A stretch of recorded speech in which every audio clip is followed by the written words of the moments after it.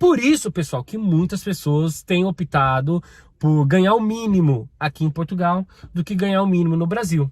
Fala pessoal, aqui é o Nick para mais um vídeo nessa tranqueira e nessa bagaceira de canal. No vídeo de hoje a gente vai falar um pouquinho sobre: será que é melhor ser pobre em Portugal ou ser pobre no Brasil? Então eu vou levantar alguns dos pontos, no qual a gente vai conversando com algumas pessoas e tal, no dia a dia, e eles vão falando um pouquinho das impressões deles e por que eles preferem às vezes ter uma vida simples aqui, recebendo o ordenado mínimo e tal, do que vivendo no Brasil também ganhando o ordenado mínimo. Então eu vou apresentar em torno de mais ou menos 5 pontos. Os dois últimos eu acho que são assim os mais importantes. Então não seja precoce e fica até o final. Agora eu vou buscar o cheirosinho na escola e aí no meio do caminho a gente vai desenrolando, beleza? Então se você não é inscrito no canal, se inscreve aí, dá uma força pra gente.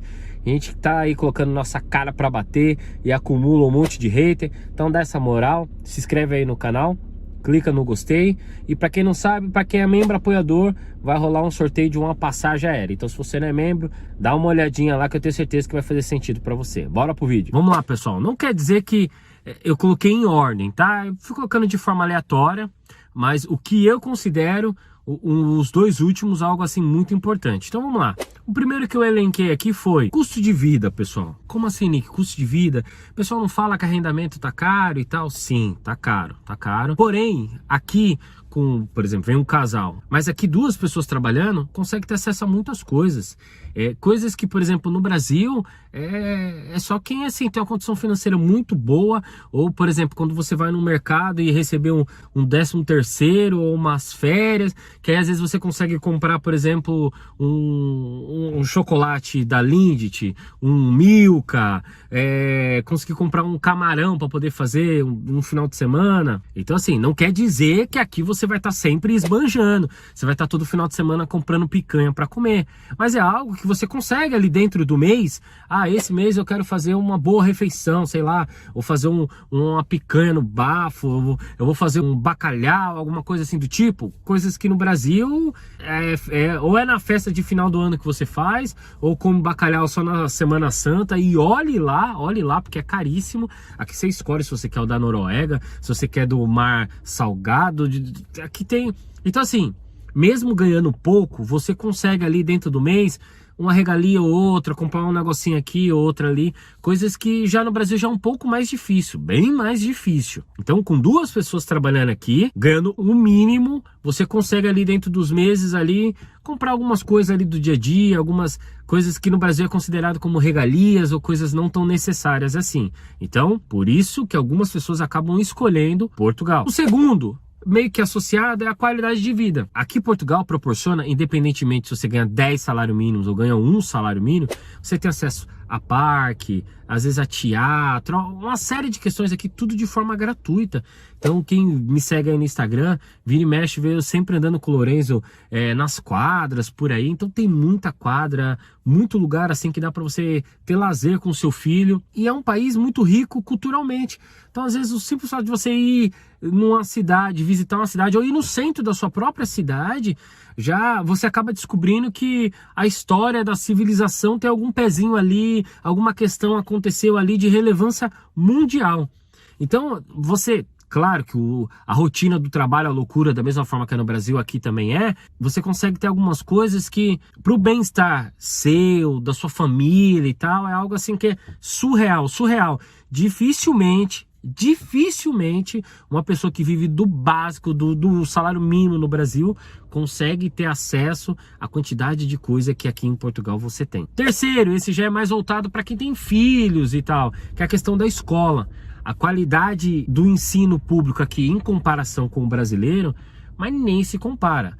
O meu filho, ele estuda em escola particular. Tem um vídeo no qual eu explico por que ele está em escola particular. Então, se você não assistiu, vai estar passando aí, depois você assiste. Só que quando você compara o ensino público português e o ensino público brasileiro, aí não tem nem comparação, mas nem de longe. Então, por mais que algumas pessoas falam, mas eles aprendem só o básico do inglês e do espanhol, do inglês e do francês. Aqui já fala já de um segundo idioma. Diferentemente do Brasil, que você fica ali no verbo to be, desde a 4ª, 5ª série, até você findar ali o seu período escolar. Não sai do bendito do verbo to be. Então aqui, por mais que seja o básico, se assim a gente pode dizer, Mas, poxa, pensa o seu filho já saindo, fora toda a estrutura que a escola já tem, mas já sair já com um inglês e um francês, um inglês e um alemão, um inglês e um espanhol, porque depois de um certo ponto a criança que escolhe qual que é o outro idioma que ele quer estudar. Crianças que às vezes ganham computador na segunda, tem sítio que às vezes é na primeira, tem sítios que é na segunda série, tem algumas que é no terceiro ciclo.